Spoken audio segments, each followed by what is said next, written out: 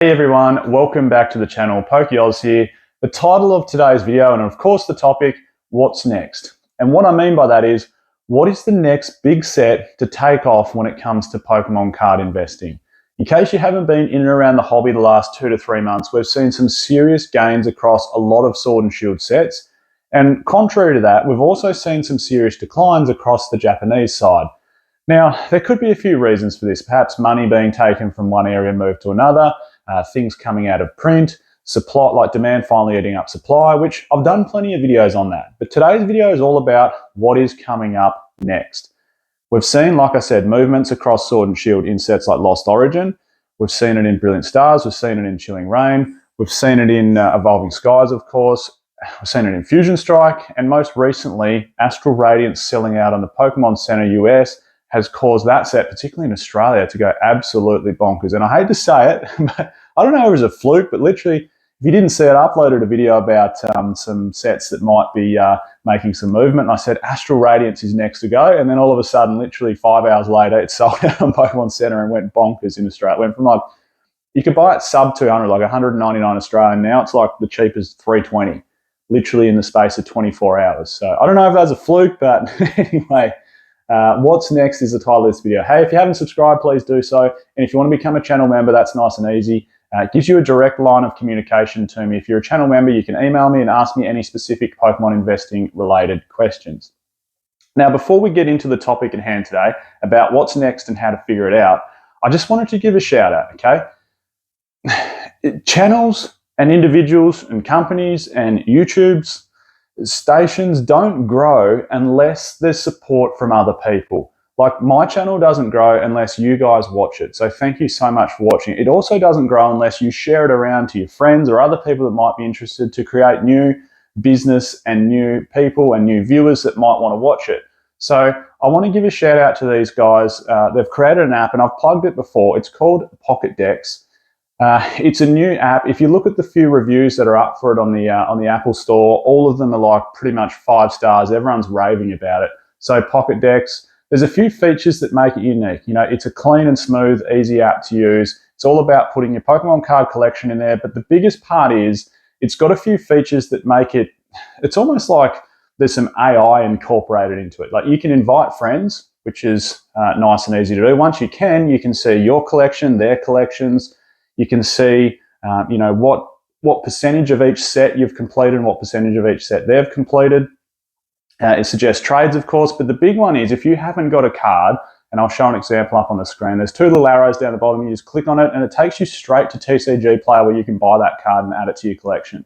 So it's cool. If you haven't jumped on it, jump on pocketdex. It's a cool app. Support these guys. They want to get this app off the ground. It's just started. So, like I said, things don't grow unless people support it. And for people to put in investments into something, time, energy, money, funds, it's good to support people that are wanting to make a move in that space. Anyway, back onto the topic at hand. What's next when it comes to Pokemon? Here's what I want to show you. This is just a little prediction and also some science behind it. I, more than anyone else, really want to see a Scarlet and Violet set pop off next. But I can guarantee you it's just not going to happen anytime soon. And here's what I mean by that. Paldea Evolved is arguably the best main Scarlet and Violet set so far. Temporal Forces is pretty good. Paradox Rift is pretty good. But Paldea Evolved is a bit better in my opinion. So how do we know when that set's going to move? Here's the best way, and I've used this example before with lots of you, and it was the example I used before Astral Radiance really took off, and Fusion Strike really took off, and Chilling Reign really took off. If we look at Paldea Evolved at the moment, and we go to eBay, and we go to lowest to highest, we can see straight away that there's still so much supply in the market. There's still stores on here with 50 plus boxes. How can this set make a move in price when there's so much stock sitting at the floor of the market? And it looks, I didn't even check the prices, but what, 180, 190 Australian, which is, what's that in US, 110 US? So there's so much supply sitting at that floor. The moment the floor can move up, it can only do that once that supply gets completely eroded.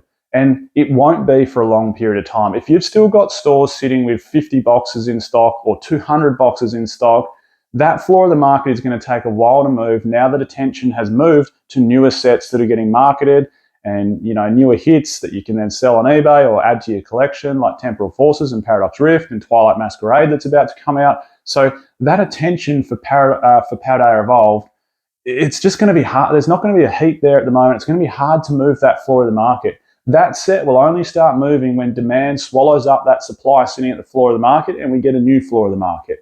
We've seen it recently in Fusion Strike. We've seen it recently in Chilling Reign. We've seen it recently with Lost Origin. We've seen it recently, of course, or most recently with Astral Radiance. That will only happen when that floor of the market gets eroded. And that's not going to happen anytime soon for any Scarlet and Violet set, unfortunately. There's just too much supply sitting at the floor of the market. How long is it going to take? Could take 6 months, could take 9 months, could take 12, could take 18, could take 2 years. It's not because it's a bad set. Look at Fusion Strike as an example. Fusion Strike sat at the bottom of the market with a huge supply and huge floor because it fell between things like Celebrations and Evolving Skies, and it just sat there for ages, like 2 years, and didn't really move. And then all of a sudden, boom, the supply gets eaten up by the demand. People realize it's not going to get printed anymore, and all of a sudden the set moves. So I'm the first to say that I want to see a Scarlet and Violet set move, but it's not going to be for a little while. So when I'm saying what's next, it ain't going to be a Scarlet and Violet set. So what will it be then? Look at Silver Tempest. Here's a good point for you. If I log on to eBay Australia and type in Silver Tempest booster box and go price loader high, I can see there's one box at $235. There's another 2 boxes at $260 at the moment. There's a discount code on eBay Australia, which is also taking you down to $235 Australian. Then we have 21 boxes at $237 Australian dollars. So we have on eBay Australia about 24 boxes sub 250 Australian dollars. How long will it take for those boxes to be eaten up? Could be 3 months, could be 4 months, could be 9 months. It's really, really hard to say. What you've got to remember is, Silver Tempest is the final English set with yellow borders, or final main English set with yellow borders. Of course, Crown Zenith came out after it. It's not a stellar set. It does have one hell of a chase card. It's a Lugia-based set, and historically, Lugia-based sets perform quite well. I mean, look at Lost Thunder from Sun and Moon. That sort of stayed stagnant for a while, then it took a jump, then it stayed stagnant for a while, and it's just recently taken another jump. So Lugia sets always perform quite well. It's got a beautiful Rayquaza VMAX sitting there as the main chase card from the Trainer Gallery. It's not a top tier set by any means, but it's not awful. Is it better than Astral Radiance?